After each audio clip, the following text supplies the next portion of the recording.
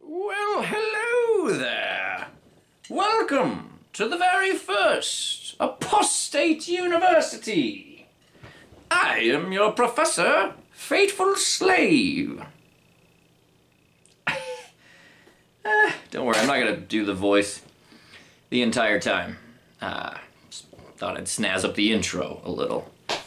Welcome, everyone, to the very first class, Apostate University. Today's lesson, I thought it would be fitting to start at the beginning. What started it all?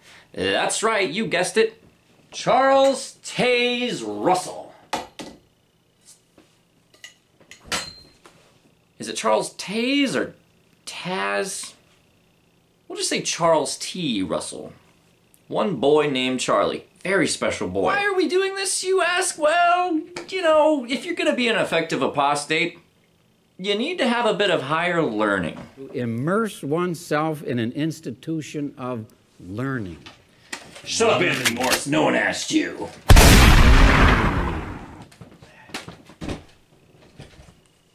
Sorry about that. Pastor Charles T. Russell lived in Philadelphia, then Pittsburgh, and became a member of the Presbyterian Church. At age 13, he left and joined the Congregational Church. At age 16, he began to question his faith. At age 18, in 1870, he attended a presentation by Adventist minister Jonas Wendell. Wendell outlined his belief that 1873 or 1874 would be the date for Christ's second coming. Russell later stated that while he did not entirely agree with the arguments presented, the presentation was sufficient to inspire a renewed zeal and reestablish his belief that the Bible is the Word of God. Russell read a copy of Nelson Barber's Herald of the Morning. Show us one, Nelson Barber. That's him. Later, he set up to meet Barber. Barber introduced to Charlie the view that Christians who had died would be raised in April 1878. Funny enough, if you check the headlines back in 1878 at your local library, you will find an absence of headlines having to do with people being raised from the dead. Spoiler alert, that did not come to pass. Russell became obsessed with prophetic chronology. He devoted his life to what he was convinced were now the last 2 years before the invisible spiritual return of Christ. He sold his 5 clothing stores for approximately $300,000, which works out to be more than $5 million today. Actually more than $6 million. Wow. With Russell's encouragement and financial backing, Barber wrote an outline of their views in 3 Worlds and the Harvest of This World, published in 1877. 1878 came and went, and Russell split with Barber. Barber was embarrassed, and he no longer believed in chronology. But Russell, however, pressed on. Zion's Watchtower and the Herald of Christ's Presence was born. It was issued in July 1879. You'll notice, hold on. You'll notice over here somewhere, it's just a green screen right now, so I have no idea if I'm anywhere near what I'm trying to point to, but if you'll notice, they still had crosses in their very early publications because no one had had the bright idea that Jesus actually died on a stake yet. That comes later. That's an interesting point. Russell used his money and donated money along with connections to reach many with his predictions. He wasn't done yet, folks. In 1910, the secular journal Overland Monthly calculated that by 1909, Russell's writings had become the most distributed privately produced English language works in the United States. And the corpus of his works were the 3rd most circulated on Earth.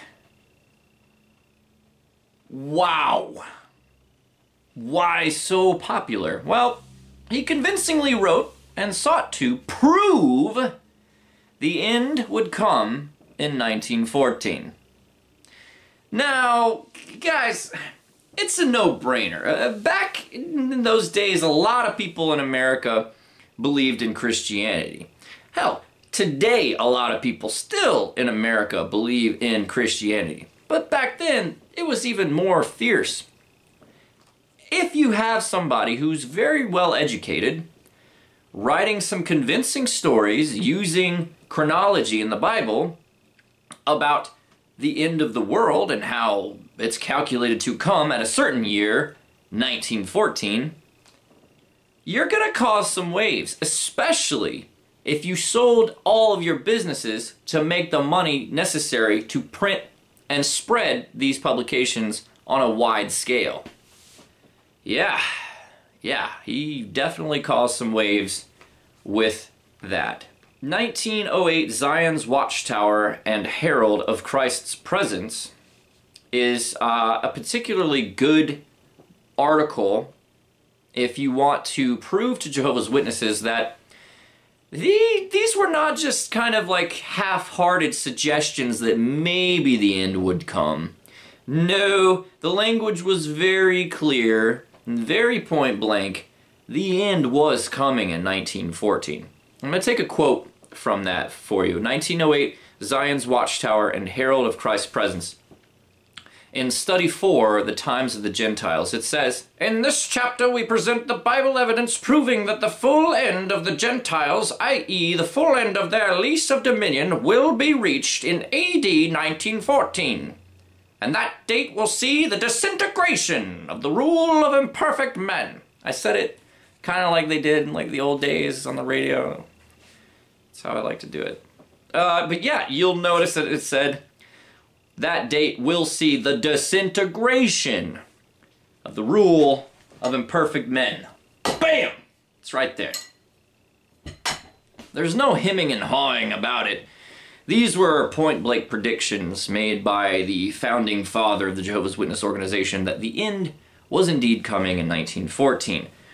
They're establishing it as a very well-known, widespread doomsday cult. Sorry, that's what it is. Therefore, the society was founded on trying to predict the end. It didn't stop with Russell, but before we go into other presidents, I think that's a lesson for another time. One more thing before you go.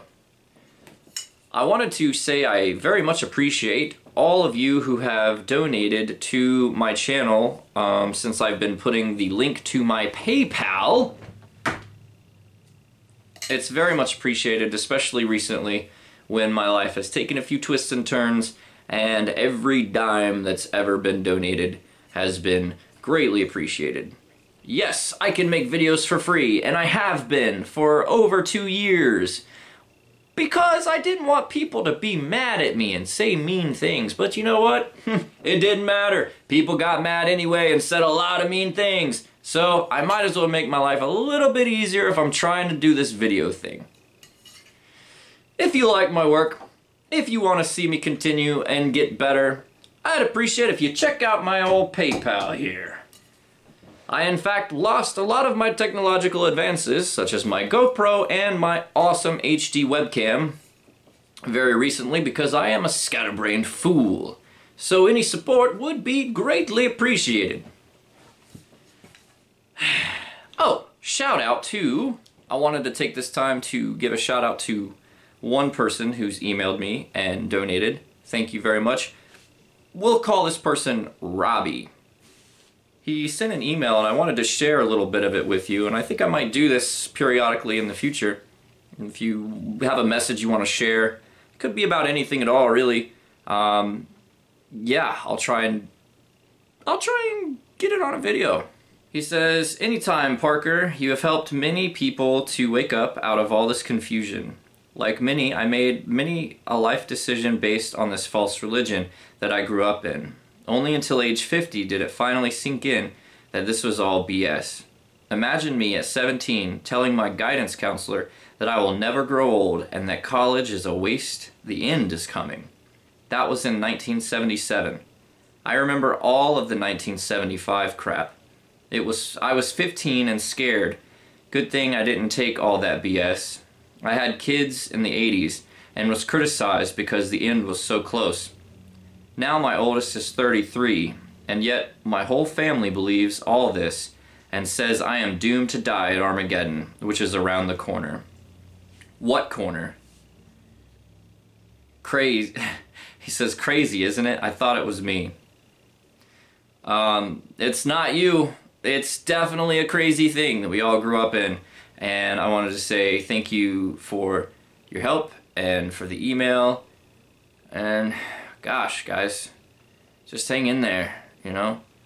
Maybe one day, if enough apostates get their higher learning and get out there in the field and confront them face to face, tell them a thing or two that they didn't know about their own religion, maybe one day we'll topple this tower. Anyways, I hope you guys enjoyed this, and stay tuned for lesson number 2 coming soon on Apostate University. Faithful Slave channel. Click like, subscribe.